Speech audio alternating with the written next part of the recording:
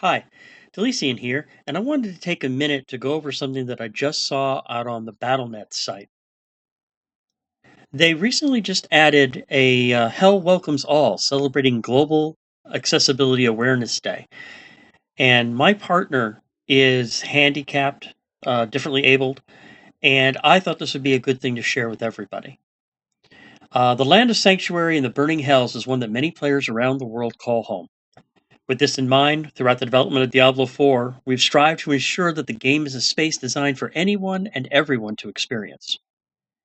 As part of Global Accessibility Awareness Day, the development team recently sat down to chat with the members of the community to talk about how accessibility has been a core part of Diablo's development and how the team has integrated constructive feedback throughout. And I'm going to go ahead and the video is about 15 minutes long. I'm going to go ahead and take a little bit of time and go over it with you. I completed the entire campaign without any sighted assistance whatsoever. I did it. There is a blind person who defeated Uber Lilith by himself without any sighted assistance, without quote-unquote easy mode. He did it because there were accessibility features. Now, this is a huge plus to me.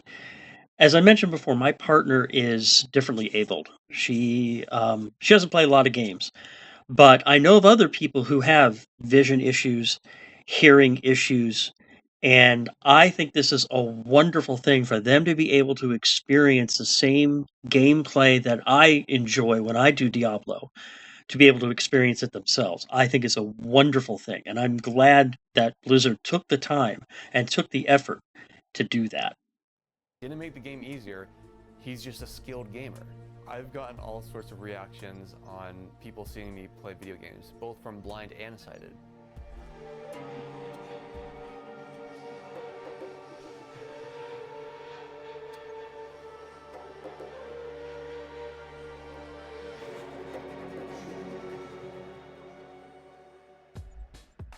I like having that ability to read what is being said while it is being said. Closed captioning is great, subtitles is so much better. Diablo was one of the first games I played after going completely blind. Diablo 3 was one of the games I really jumped into because I was like, you know what, it shouldn't be difficult. It is a top-down perspective. I just go left and right, up and down. This should not be difficult. Accessibility was taken into account really early on. It wasn't a game that they created and then tried to make accessible. It was a game that they wanted to make accessible from the get-go. And Now that's the hallmark of a good thing right there. I like that. that influenced the decisions throughout. I've been playing video games for my entire life, but I have not been blind my entire life. I was actually blinded when I was 8 years old, and obviously before I was blinded, I loved playing video games. After I was blinded, that love for video games didn't just go away. Especially after losing my sight when I was 15, I gravitated to gaming immensely because at the time, I thought I couldn't do anything. Gaming was a way I can, even if it's hard because there's no accessibility or, the game itself is difficult, I can still do these things. I started gaming and content creation in 2020, like I think a lot of people did, and I used it as a creative outlet. And shortly after I started doing so, I found out that the reason I had such trouble with reading certain things or writing was I was dyslexic. If there's too much ambient sound in the room, I can't hear anything. I made it my goal to play video games no matter what. So much so that when I was a kid, I memorized every single sound in the Pokemon games just to play with my friends at school. It's very difficult for me to read the item descriptions. So having something read out to me what the stats actually are, what the percentages are is super duper helpful. When Diablo 4 was announced, I created a clan within Diablo of all blind people. And so we settled on the name Sightless Slayers. And it is a very, very active Discord with very dedicated blind gamers. And as such, Drew McCrory, the accessibility lead for Diablo, joined the Sightless Slayers Discord and has been getting a ton of feedback from different blind gamers. And I think that's really important. That's awesome. I am very glad that Blizzard is taking the time to actually listen to gamers and speak to gamers who are differently abled and being able to go ahead and do what needs to be done. This is a wonderful thing. Accessibility is a pretty big, audacious thing, but really it's saying that players regardless of where they are in their journey, can find all of their needs handled so they can come into a game and be able to experience it the way we want them to. A lot of conversations have been kicking off at Blizzard where we're putting them under the label of inclusive design, where we're trying to have that conversation from the beginning so that the team can move forward with a unified vision of the feature you're trying to do. So here in my time at Blizzard, I think just from day one, I was taught like how important it is to include accessibility in the kind of research that I do, like even for things that aren't explicitly designed to address topics of accessibility, just like watching out for things that might like disrupt a player's experience and not like deliver the intended sort of like entertainment value that we're going for. When you include people with disabilities, they're experts on their disability. They can tell you exactly what they need. The development team takes all the input that we give as far as different ways to improve. We work with our user research team and bring in players who have certain disabilities to test those features before they go live. That way we get that second, test, be like, hey, we think this is awesome. What do you guys think? Is this gonna work? I like to be able to sit in the room with a participant like this because not only can I see like what buttons they're pressing on this screen, I can also see like what they're seeing in real time. There's a lot of benefits, I think, to working in this space. The accessibility community has made a very reasonable and clear request, which is nothing about us without us, which is what our team is actually really well equipped to serve on, is that we can bring them into our labs to be able to talk to them directly so that we can understand their real experiences. Being able to set up in a space like this, one of the main advantages is that console players are not right next to their screen, and so being able to have them be 20 feet away allows them to have that more naturalistic experience so that we can see, can they see that UI element if they're that far away from the screen? So. And they give us feedback, and then we build that iteration into this cycle. That way, what kind of goes out to the end user is something that's really going to work. That's wonderful. My name is Brock Davis, and I'm a test analyst and the accessibility subject matter expert for Diablo 4 for QA. It means that I get to test new accessibility features that comes out before the general public to make sure that there's no bugs in it. Why did you want to be a part of the games industry? I wanted to make an impact while being in the games industry and give the developers direct feedback on my perspective because, as you can see in this interview, my left hand is all over the place, so I play games with only one hand. What are some of those accessibility features that you are regularly testing? The screen reader, as well as the new contrast visibility feature that comes out with Season 4. So one of the new features we have in Diablo 4 that I'm super excited about is the screen reader. So it's a native built-in screen reader allowing players to kind of experience all of the copious amounts of text that Diablo has read out to them as opposed to having to read the text themselves.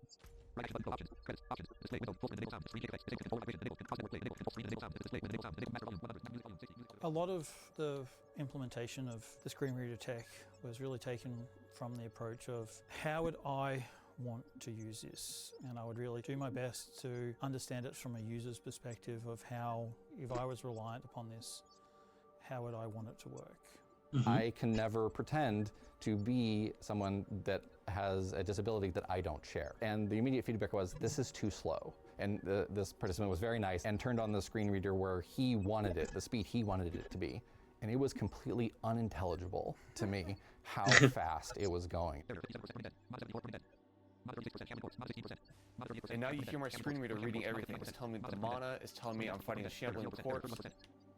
But I like having it really fast because I'm able to get the information faster, I'm able to understand it. Now I'm going to slow down the screen reader a bit so you can kind of hear. I see they're nearby, but I think I'm like stuck behind some wall. Oh, no, they're there. 31 for shambling corpse, mana 74%. Barrier 89%. Oh, we're fighting an elite now. It even mentions when there's an elite. Scrimshaw rusty metal scrimshaw and rusty metal key. Oh, I just heard a rusty key. Barrier 0%. Like, I've seen so many screen reader updates. When the game first came out, there were some things that it didn't read, and I think that's the beauty about Diablo as a live service game, is that accessibility can be continuously added throughout the years. That's and wonderful. I think that's so important because personally, that's going to keep me coming back to the game over and over again. So when we're looking to make a game more accessible, we look to see where there's rough corners, things that are going to be abrasive and kind of turn players off or represent. I like this. They're taking the time to make the game accessible. They've got people who have disabilities that they are going through and actually working with them. And then as they find things, as they come up with things, they're actually testing them with people who have disabilities before they release them to the public. I think this is a great thing. This is such a wonderful thing. Meaningful blocks to players kind of stepping in. If you go into the options right now in Diablo 4, you'll actually notice that a lot of the options are duplicated in the accessibility menu and in potentially other areas of it. Certain things that I have in my gameplay, obviously cursor, having the cursor different style, different color so it stands out. Easily selected right here. One of my favorite item drop sounds. Being able to have a different sound for specific qualities of gear. Highlight player when obscured. I love this, and it happens in the Fields of Hatred and the surrounding areas. I can see exactly where I'm at all times. But it's funny because whenever I first had this turned on and I was telling people, they said, I had no idea you could do that. That's one feature that, even though I'm a fully sighted player and I have, no disabilities, I use it as well. I use the highlight when I can't see where I'm at so that I can always tell where I'm at and where I'm facing. So even the things that they're doing for the disabled people, they're doing that benefits my game as well. Another reason why I wanted to do this video and get it out as soon as I could. I think it can be really easy to hear community feedback about accessibility and think, well, I know what to do about that. We'll just try to patch that in. It's a very different thing to have people who have those concerns and who have those accessibility needs help influence the design of the accessibility features themselves. That's a very different philosophy.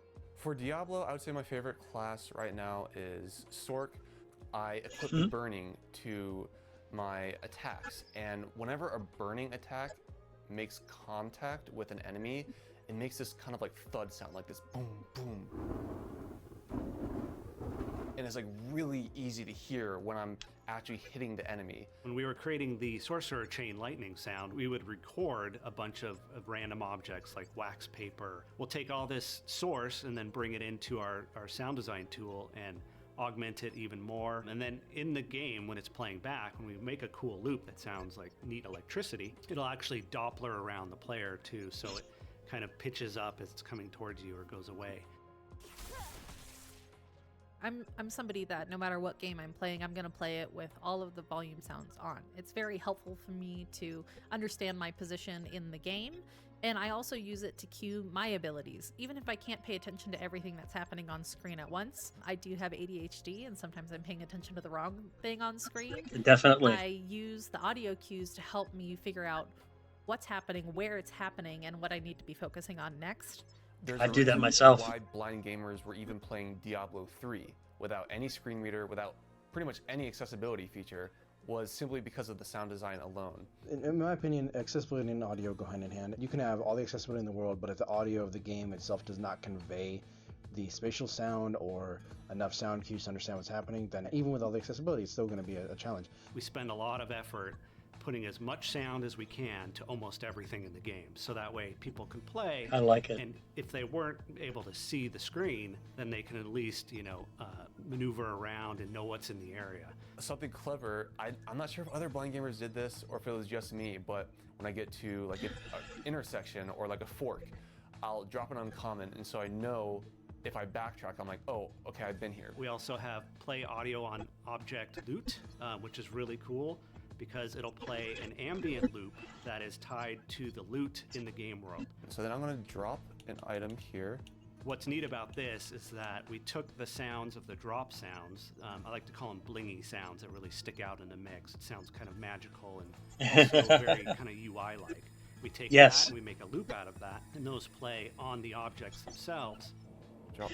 I use that myself. In fact, I just used it. I was I'm testing a new build that I'm going to be running later this week, and I had the sound turned up myself, and I'm able to hear, oh, there's loot over there. I need to go get it. Wonderful, wonderful, wonderful. These boots. Check that out. There's Yeah. an ambient sound, and it's pretty much like a waypoint, and I love that. Yes. It's a really humbling thing to play that way and then realize how much work and mental effort our current players are putting in to play the game. What I love about my job is getting to talk to players because, you know, both personally and professionally for me, video games are so important. Being able to see like how impactful they are for people's like mental health and not just entertainment, but also like how it's a sense of connection. I mean, my philosophy, and I think Diablo 4's philosophy too, is the more options you have, the more people get to play.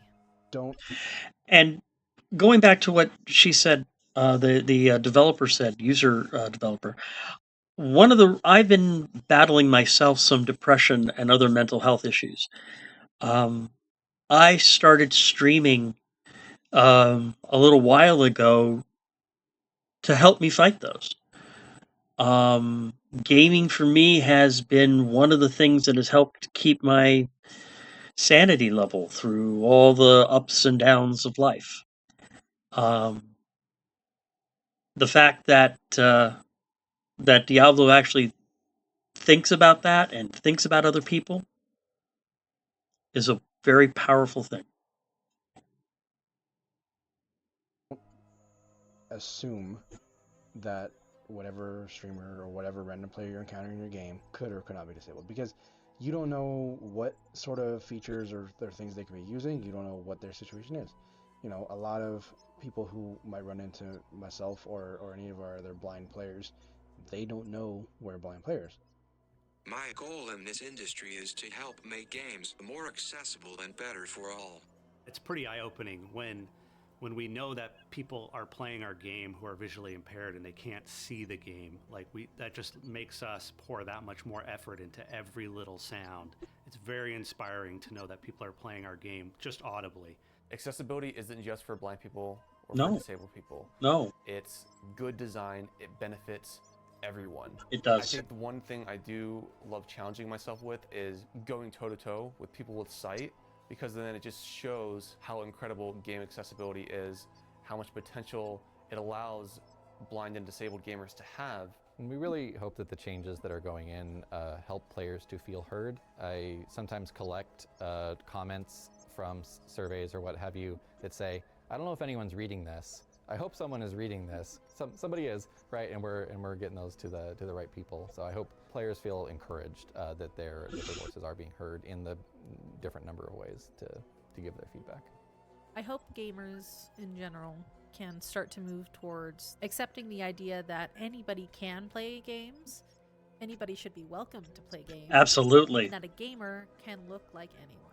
Yes. And to figure out ways to adapt your gameplay to actually enjoy and progress through things is the reverse of the way it should be. You should be able to go and control and enjoy it. And it's fun. Go and kill demons.